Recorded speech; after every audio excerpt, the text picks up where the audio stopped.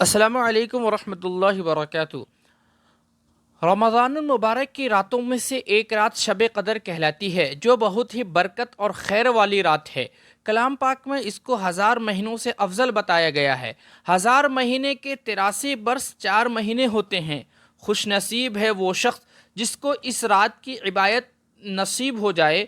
جو شخص اس ایک رات کو عبادت میں گزار دے، اس نے گویا 83 برس 4 مہینے سے زیادہ کا زمانہ کو عبادت میں گزار دیا، اور زیادتی کا بھی حال معلوم نہیں۔ 1000 مہینے سے کتنے ماہ زیادہ افضل ہے۔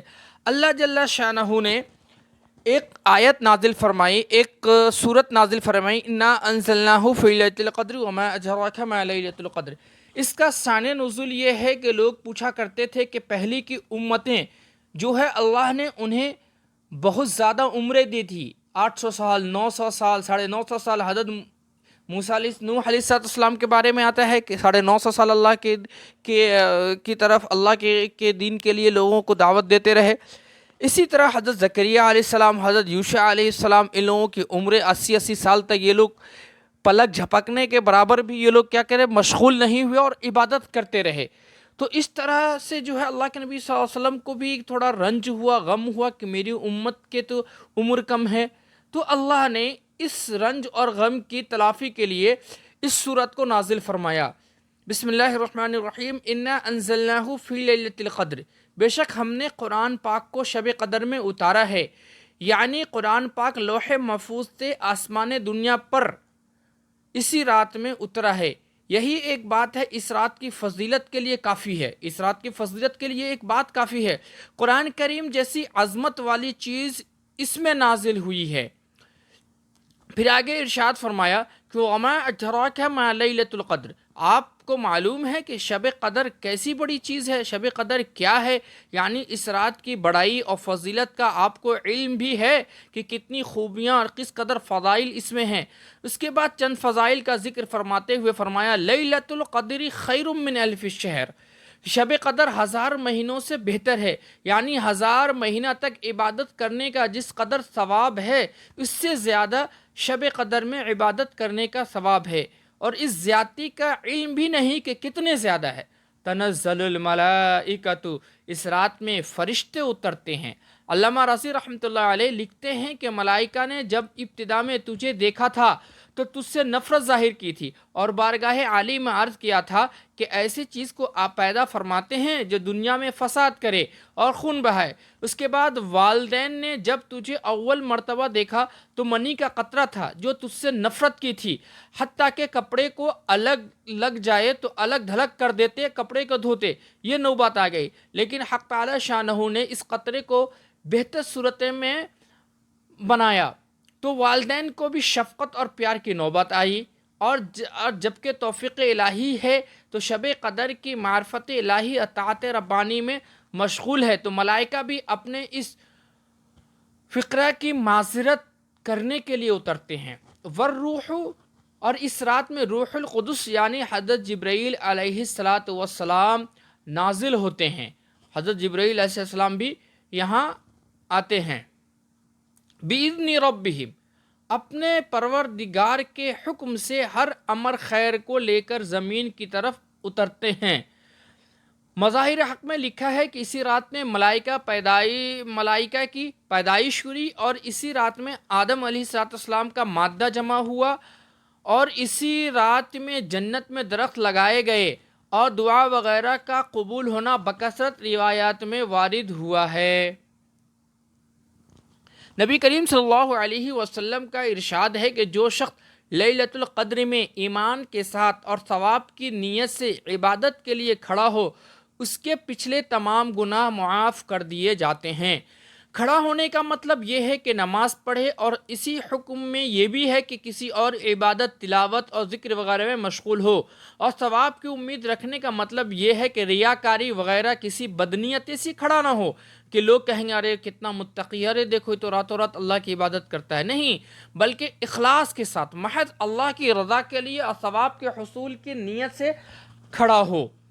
دوسری روایت حضرت انس رضی اللہ تعالیٰ عنہ کہتے ہیں کہ ایک مرتبہ رمضان المبارک کا مہینہ آیا تو حضور صلی اللہ علیہ وسلم نے فرمایا کہ تمہارے اوپر ایک مہینہ آیا ہے جس میں ایک رات ہے جو 1000 مہینوں سے افضل ہے.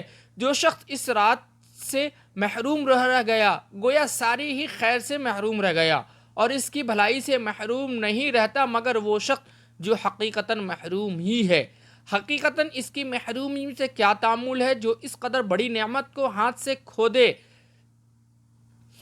چند ریلوے ملازم چند کوڑیوں کی خاطر رات بھر جاگتے ہیں، چند کوڑیوں کی خاطر، چند پیسوں کی خاطر، ہے نا، چند پیسوں کی خاطر رات بھر جاگتے ہیں، اور 80 برس کی عبادت کی خاطر کوئی ایک مہینہ تک رات میں جاگ لے تو کیا وقت ہے. اصل یہ ہے کہ دل میں تڑپ ہی نہیں، اگر ذرا سا چسکا پڑ جائے تو پھر ایک رات کیا سینکڑوں راتیں جاگی جا سکتی ہے.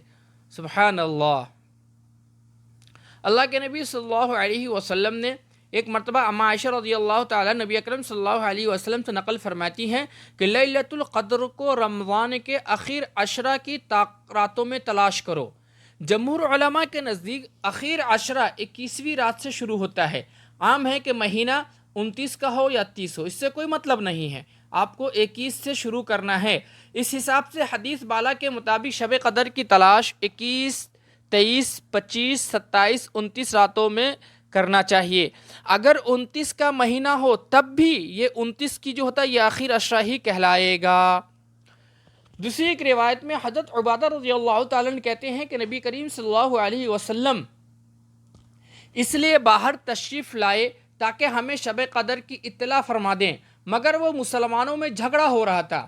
حضرت نے فرمایا کہ میں اس لیے آیا تھا کہ تمہیں شب قدر کی خبر دوں، مگر فلاں شخصوں میں جھگڑا ہو رہا تھا کہ جس کی وجہ سے اس کی تعین اٹھا لی گئی. کیا بعید یہ اٹھا لینا اللہ کے علم میں بہتر ہو، لہذا اس رات کو 9ویں اور 7ویں 5ویں رات میں تلاش کرو. اس حدیث میں 3 مضمون قابل غور ہے. امر یہ جو سب سے پہلے اہم ہے وہ جھگڑا ہے کہ جو اس قدر سخت اور بری چیز ہے کہ اس کی وجہ سے ہمیشہ کے لیے شب قدر کی تعین اٹھا لی گئی. صرف یہی نہیں بلکہ جھگڑا ہمیشہ برکات سے محرومی کا سبب ہوا کرتا ہے. نبی کریم صلی اللہ علیہ وسلم کا ارشاد ہے کہ تمہیں نماز، روزہ، صدقہ وغیرہ سب سے افضل چیز بتلاؤں؟ صحابہ رضوان اللہ تعالی علیہم اجمعین نے عرض کیا کہ ضرور. حضور صلی اللہ علیہ وسلم نے فرمایا آپس کا سلوک سب سے افضل ہے اور آپس کی لڑائی دین کو مونڈنے والی ہے. یعنی استورے سے سر کے بال ایک دم صاف ہو جاتے ہیں، آپس کی لڑائی سے دین بھی اسی طرح صاف ہو جاتا ہے. دنیا دارین سے بے خبر لوگوں کا ذکر، جبکہ بہت سی لمبی لمبی تسبیحیں پڑھنے والے دین کے رہنما دعوے دار بھی ہر وقت آپس میں لڑائی میں مبتلا رہتے ہیں.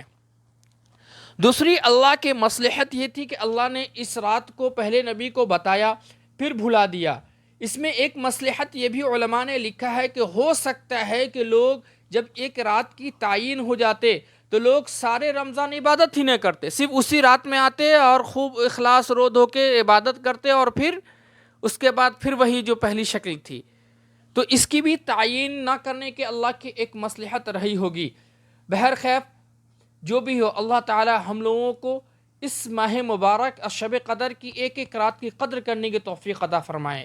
بھائی 10 راتیں جس کو مل گئی 10 سال میں وہ 800 سال کی عبادت کے برابر ہے. حضرت عبادہ رضی اللہ تعالی عنہ نے نبی کریم صلی اللہ علیہ وسلم سے شب قدر کے بارے میں دریافت کیا تو آپ صلی اللہ علیہ وسلم نے ارشاد فرمایا کہ رمضان کے اخیر 10 کی طاق راتوں میں 21 23 25 27 29 یا رمضان کے آخر رات میں جو شخص ایمان کے ساتھ ثواب کی نیت سے اس رات میں عبادت کرے اس کے پچھلے سب گناہ معاف ہو جاتے ہیں. اور اس رات کو منجملاً اور علامتوں کے لیے یہ ہے کہ وہ رات کھلی ہوئی چمکدار ہوتی ہے، صاف شفاف، نہ زیادہ گرم نہ زیادہ ٹھنڈی بلکہ معتدل. گویا اس میں نور انوار کی کثرت کی وجہ سے چاند کھلا ہوا ہے. اس رات میں صبح تک آسمان کے ستارے شیاطین کو نہیں مارے جاتے. نیز اس کی علامتوں میں سے یہ بھی ہے کہ اس کے بعد کی صبح کو آفتاب بغیر شعاع کے طلوع ہوتا ہے. یہ شعائیں ہوتی ہے آفتاب کی، بغیر شعاعوں کے طلوع ہوتا ہے. ایسا بالکل ہموار ٹکٹ کی طرح ہوتا ہے جیسا کہ 14ویں چاند اللہ جل شانہ نے اس دن کے آفتاب کے طلوع کے وقت شیطان کو اس کے ساتھ نکلنے سے روک دیا، بخلاف اور دونوں کے طلوع آفتاب کے وقت شیطان کا اس جگہ سے ظہور ہونا۔ اما عائشہ رضی اللہ تعالی عنہ سے پوچھا گیا کہ کہ یا رسول اللہ، اگر مجھے شب قدر کا پتہ چل جائے تو کیا دعا مانگوں؟ کیا کہا گیا؟ اما عائشہ رضی اللہ تعالی عنہ نے حضور اکرم صلی اللہ علیہ وسلم سے پوچھا، یا رسول اللہ کہ اگر مجھے شب قدر کا پتہ چل جائے تو کیا دعا مانگوں؟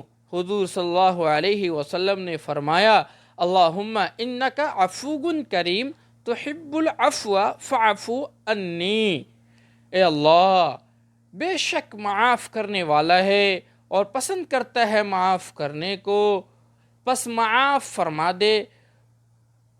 نہایت جامع دعا ہے۔ حق تعالی شانہ اپنے لطف و کرم سے آخرت کے مطالبے سے معاف فرما دے تو اس سے بڑھ کر کیا ہو سکتا ہے؟ حضرت سفیان ثوری رحمۃ اللہ علیہ کہتے ہیں کہ اس رات میں دعا کے ساتھ مشغول ہونا زیادہ بہتر ہے بنسبت دوسری عبادت کے۔ ابن رجب رحمۃ اللہ علیہ کہتے ہیں کہ صرف دعا نہیں بلکہ مختلف عبادات میں جمع کرنا افضل ہے، مثلا تلاوت، نماز، دعا، مراقبہ وغیرہ، اس لیے کہ نبی کریم صلی اللہ علیہ وسلم سے یہ سب امور منقول ہے۔ یہی قول زیادہ اقرب ہے۔ سابقہ احادیث میں نماز، ذکر وغیرہ کئی چیزوں کی فضیلت گزر گئی ہے۔ یہ تھا چھوٹا سا مختصر شب قدر کی تفصیل۔ آپ لوگوں سے گزارش ہے کہ شب قدر کی خوب اہتمام کریں، دل جوئی کے ساتھ، اخلاص کے ساتھ خوب دعاؤں کا اہتمام کریں۔ مجھے بھی دعا میں یاد رکھیں۔ آپ اپنے احباب کے، مسلمانوں کے حالات کے، سارے مسلمانوں کو جو جس طرح سے پریشان ہیں، جو بیمار ہیں ان کے لیے، جو رزق کی تنگی سے، معاشی سے پریشان ہیں ان کے لیے، سب کے لیے دعائیں کریں۔ اور میرے اس چینل پہ نئے ہیں تو میرے چینل کو سبسکرائب کریں اور لائک کریں، شیئر کریں۔ اللہ حافظ۔ السلام علیکم ورحمۃ اللہ وبرکاتہ۔